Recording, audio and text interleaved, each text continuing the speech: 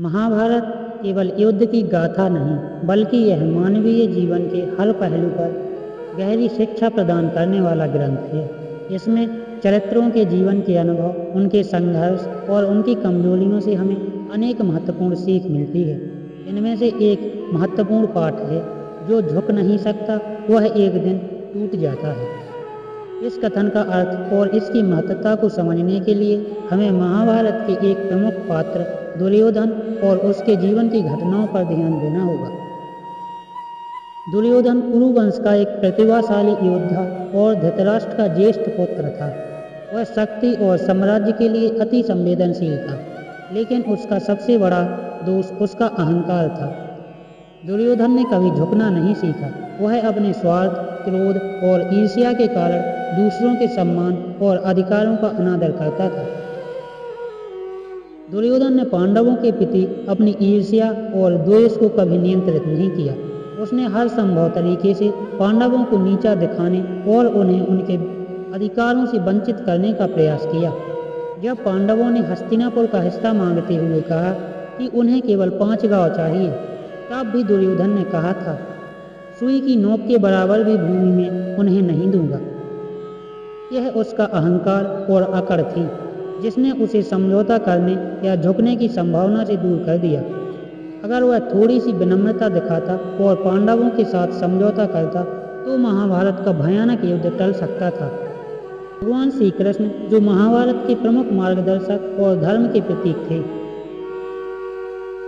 उन्होंने दुर्योधन को कई बार समझाने की कोशिश की। उन्होंने दुर्योधन को उसकी गलतियों का एहसास कराने का प्रयास किया, लेकिन दुर्योधन ने हर बार उनकी बातों को अनसुना कर दिया। उसने कहा, जानता हूँ क्या सही है और क्या गलत है, लेकिन मेरा मन मुझे सही काम करने नहीं देता। यह दुर्योधन के अंदर जड़ता और अहंकार का प्रमाण है। वह ना तो झुकने को तैयार था और ना ही अपने कर्मों को सुधारने के लिए। उसकी इसी अकड़ ने उसे अंततः विनाश की ओर धकेल दिया। महाभारत में झुकने का महत्व भीष्म और द्रोण के जीवन से समझा जा सकता है। ये दोनों महान योद्धा थे और उनकी योग्यता अद्वितीय थी, लेकिन वे अपने कर्तव्य के प्रति अंधे हो गए और अन्याय का साथ दिया। भीष्म पितामह ने हमेशा कुरुवंश के प्रति अपनी निष्ठा दिखाई, लेकिन जब दुर्योधन ने अधर्म का मार्ग चुना, तो भीष्म ने उसका विरोध नहीं किया। वे दुर्योधन के अन्यायपूर्ण कृत्यों को देखकर भी चुप रहे। अगर भीष्म पितामह झुककर धर्म का समर्थन करते और दुर्योधन को रोकते, तो शायद युद्ध को टाला जा सकता था। इसी प्रकार आचार्य गुरु द्रोण ने भी दुर्योधन का साथ दिया, क्योंकि वे अपने व्यक्तिगत स्वार्थों से बंधे हुए थे। वे जानते थे कि दुर्योधन गलत है, लेकिन उन्होंने उसका विरोध करने का साहस नहीं दिखाया। दूसरी ओर पांडवों का व्यवहार झुकने और समर्पण का उदाहरण है। उन्होंने हमेशा धर्म का पालन किया और अपने बड़े बुजुर्गों का सम्मान किया। पांडवों ने कई बार दुर्योधन के सामने झुककर विवाद को शांत करने की कोशिश की। उन्होंने हस्तिनापुर का अधिकार छोड़कर केवल 5 गांव मांगे। यह उनकी सहनशीलता और विनम्रता का प्रतीक था।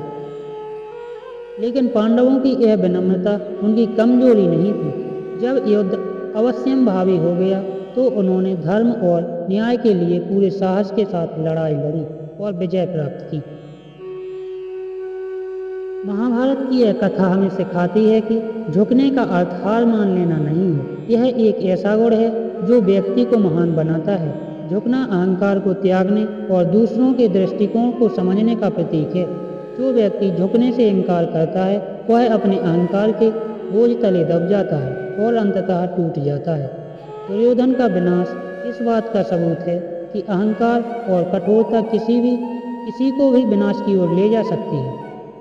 वही पांडवों की विनम्रता, सहनशीलता और धर्म के प्रति निष्ठा उनकी विजय का कारण बनी।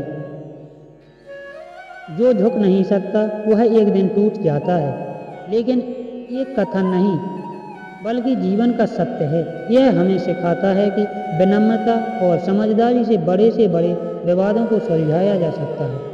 झुकने से व्यक्ति का कद छोटा नहीं होता, बल्कि और भी बड़ा बनता है। महाभारत की यह कथा हमें अपने जीवन में अहंकार को त्यागने और धर्म, विनम्रता और सहनशीलता को अपनाने की प्रेरणा देती है।